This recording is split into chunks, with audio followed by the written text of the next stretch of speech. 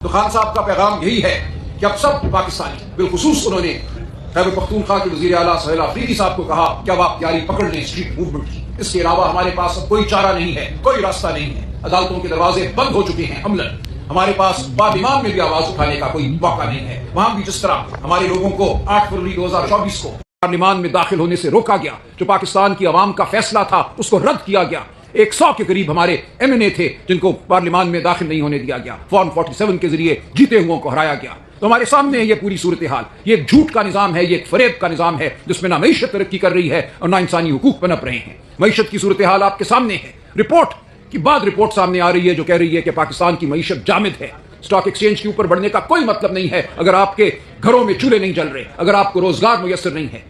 آج اس ملک میں کوئی سرمایہ کاری نہیں ہو رہی، ملیں فیکٹریاں بند ہو رہی ہیں، غربت بڑھ رہی ہے۔ یہ وہ ملک ہے جہاں 15 سال کی عمر کے بچوں کی 40% آبادی ذہنی طور پر اور جسمانی طور پر اپنی عمر کے لحاظ سے کم ہے، سکڑی ہوئی ہے۔ یہاں 15 سال کی عمر کے بچوں میں 60% کسی اسکول میں نہیں جاتے، انہیں کوئی تعلیم میسر نہیں ہے۔ تو یہ ہے پاکستان کی صورتحال، اور اس نظام کے ہوتے ہوئے، اس جبر کے نظام کے ہوتے ہوئے جس کا مقصد صرف اشرافیہ کو امیر تر کرنا ہے، آگے ہمیں کچھ نظر نہیں آتا۔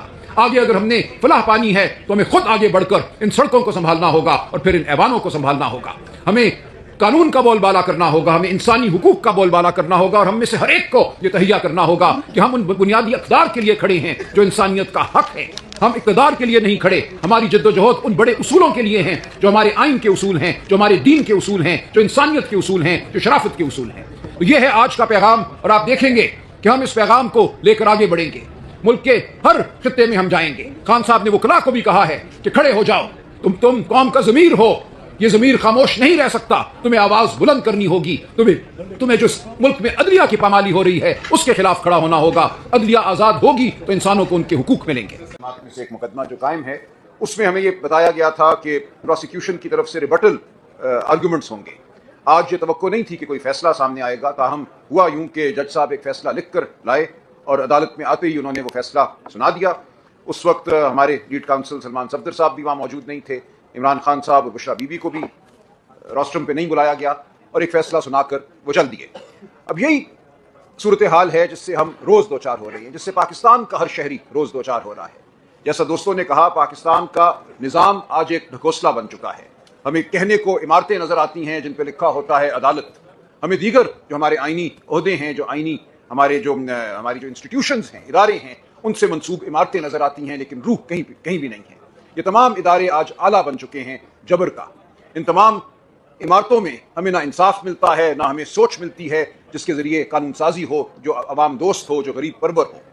تو ہم ایک ایسے نقطے پہ کھڑے ہیں آج اپنی تاریخ کے جہاں ہم پہلے بھی کھڑے رہے ہیں۔ یہ ٹھیک کہا کچھ دوستوں نے کہ پہلے بھی اس ملک میں جبر آیا ہے، پہلے بھی اس ملک میں جبر کے خلاف مزاحمت کی کوشش کی گئی ہے، لیکن ہم پھر مڑ کر وہیں آ کر کھڑے ہو جاتے ہیں چند سالوں کے بعد۔ کیا وجہ ہے کہ جبر کا جو ایک مستقل نظام ہے ہم اس سے چھٹکارا نہیں پا رہے؟ ہمیں یہ سوچنا ہے، اور آج جہاں ہمارے اکٹھے ہونے کا مقصد بھی یہ ہے، کون سے وہ بنیادی اصول ہیں جن کے ساتھ ہم نے جڑنا ہے، ان کو ہم نے اپنا اوڑھنا بچھونا بنانا ہے، انہیں ہم نے اپنی زندگی کا مقصد بنانا ہے، صرف کسی عہدے کے حصول کا ذریعہ نہیں بنانا۔ ہم نے نعرے اس لیے نہیں لگانے کہ ہمیں خواہش ہے کہ ہماری باری آ جائے، جبر ہمیں اپنی گود میں بٹھا لے۔ تو یہ بالکل ٹھیک سوالات کیے ہیں مطیع اللہ جان نے بھی، افضل بٹ صاحب نے بھی۔ ماضی کی لغزش جو ہے، ماضی کی ناکامی، اس بات کی دلیل نہیں ہے کہ ہمیں آج کچھ نہیں کرنا۔ ہم یہ نہیں کہہ سکتے کہ چونکہ ماضی میں ہم منزل نہیں پا سکے تھے اس لیے آج بھی ہم کچھ نہیں کریں گے، ہم جبر کو موقع دیں گے کہ وہ مزید ظلم ڈھائے۔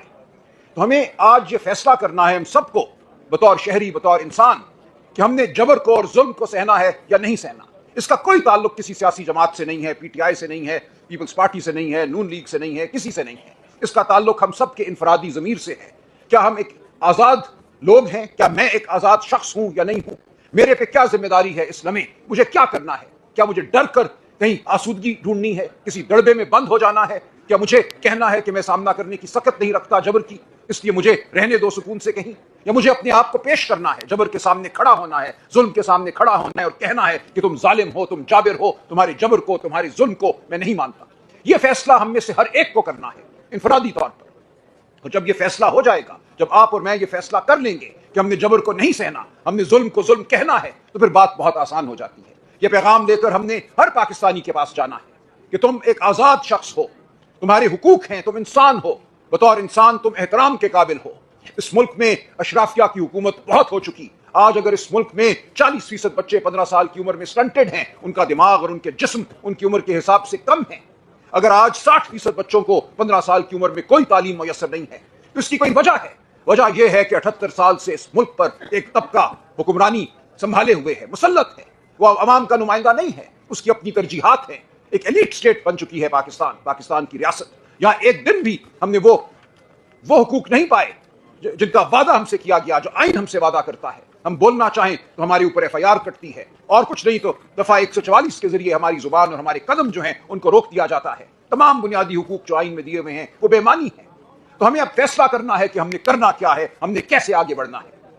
تو جیسا کہ متی اللہ نے کہا، جیسا کہ اور دوستوں نے کہا، اس کا تعلق اب ہماری ذات سے ہے، لیکن اکیلے ظاہر ہے ہم کچھ نہیں کر پائیں گے، ہمیں اکٹھے آگے بڑھنا ہے، ہمیں اپنی آواز بلند کرنی ہے۔ آج عمران خان صاحب نے جیل سے ایک پیغام بھیجا ہے، ان سے مختصر ملاقات ایک وکیل صاحب کی ہو سکی۔ انہوں نے یہی کہا ہے کہ قوم اب تیار ہو اسٹریٹ موومنٹ کے لیے، کوئی اور اب ایونیو باقی نہیں رہا، کوئی اور راستہ باقی نہیں رہا۔ عدالت سے آپ کو کچھ نہیں ملنے والا، ہم عدالت ضرور جائیں گے، ہم ان کو فری ہینڈ نہیں دیں گے، ہم میدان خالی نہیں چھوڑیں گے، ہم عدالتوں میں اپنی اپیلیں، اپنی درخواستیں، اپنی پٹیشنیں ڈالتے رہیں گے، لیکن ہمیں کوئی توقع نہیں ہے انصاف کی، ہمیں کوئی توقع نہیں ہے کہ ہمیں وہ حقوق ملیں گے جن کا وعدہ آئین پاکستان نے ہم سے کیا ہے، شرافت نے ہم سے کیا ہے، ہمارے دین نے ہم سے کیا ہے۔ ہم آج ایک مکمل طور پہ محکوم قوم ہیں، اب ہمارے پاس اس کے سوا کوئی چارہ نہیں کہ ہم اپنی آواز بلند کریں۔ آواز ہم میڈیا کے ذریعے بلند نہیں کر سکتے، میڈیا پر قدغن ہے، میڈیا سینسر بھی ہو جاتا ہے، آزاد منچ صحافی نوکری سے نکال دیے جاتے ہیں، ان کو تنبیہ کی جاتی ہے، ان کے بچوں کی جان اور مال کا ان کو کہا جاتا ہے کہ وہ محفوظ نہیں ہے۔ کتنے آپ میں سے ایسے ہیں جو آ کر ہمیں بتاتے ہیں کہ ان کے ساتھ کیا ہو رہا ہے؟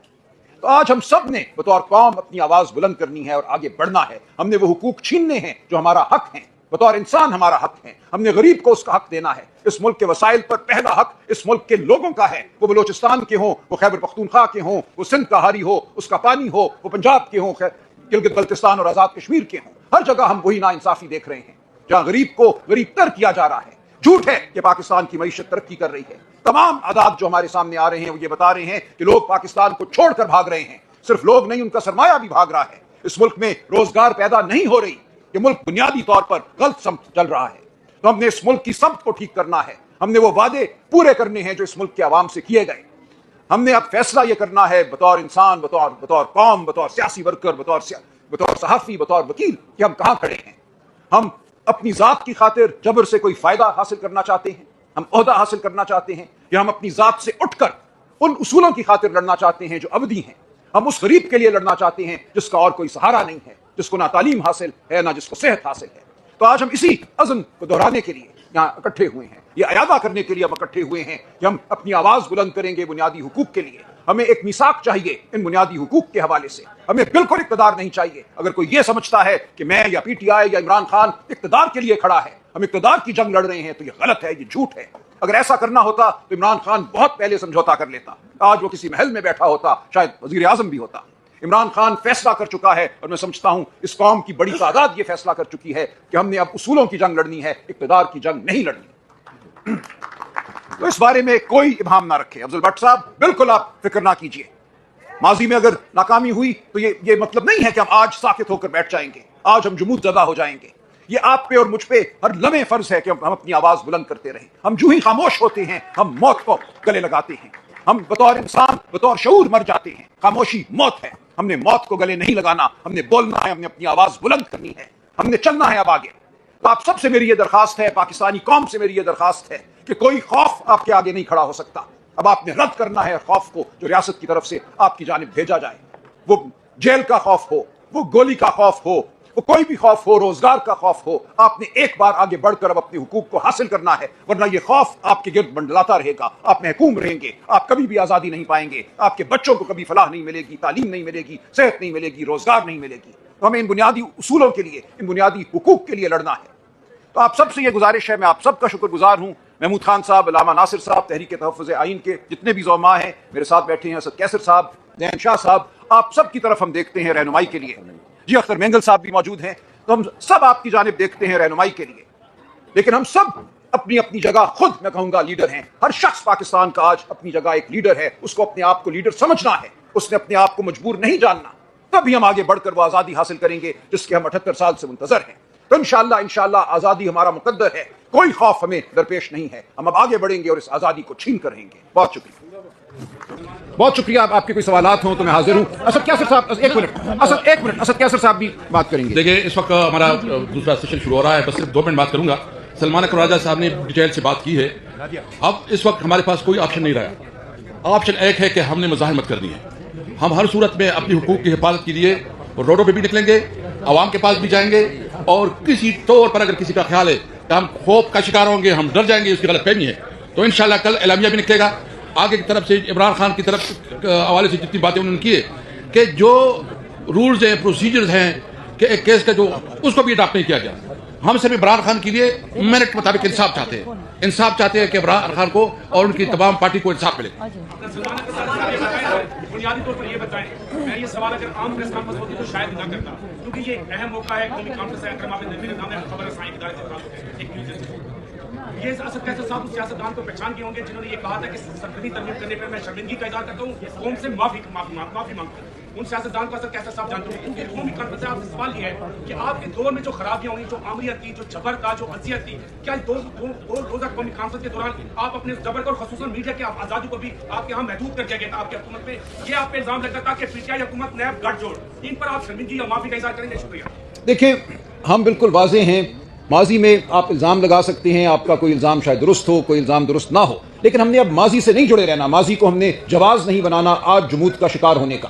ماضی میں یقیناً ہر ایک سے غلطیاں ہوئی ہیں, بالکل ہوا ہے, لیکن ہم نے اب تہیہ کرنا ہے کہ ہم نے آزادی صحافت کو یقینی بنانا ہے, آزادی ضمیر کو یقینی بنانا ہے, انسانی حقوق کو یقینی بنانا ہے. ہم نے آگے بڑھنا ہے. یہ جنگ صرف پی ٹی آئی کی جنگ نہیں ہے, یہ ہر پاکستانی کی جنگ ہے, یہ انسانیت کی جنگ ہے. میری ابھی ایمان مزاری سے بات ہو رہی تھی, وہ یہی کہہ رہی تھی کہ میں پی ٹی آئی کی بہت سی باتوں سے اختلاف کرتی ہوں, لیکن ہم سب کو ایک نقطے پہ اکٹھا ہونا ہے. ہمیں اس ملک میں انسانوں کے لیے جگہ پیدا کرنی ہے. ہم حیوان نہیں ہیں, ہم بھیڑ بکریاں نہیں ہیں. اس وقت ہمیں بھیڑ بکری سمجھا جا رہا ہے. اس ایک نقطے پہ ہم سب کو اکٹھا ہونا ہے. میرے خیال میں اجلاس شروع کرتے ہیں ٹائم, کیونکہ اب میں معاف جاتا ہوں چونکہ اجلاس کا ٹائم ہو گیا ہے, تو یہ ہم باقاعدہ آغاز کر لیں گے اجلاس کی. آپ اپنی سیٹ پہ آ جائیں. بہت شکریہ.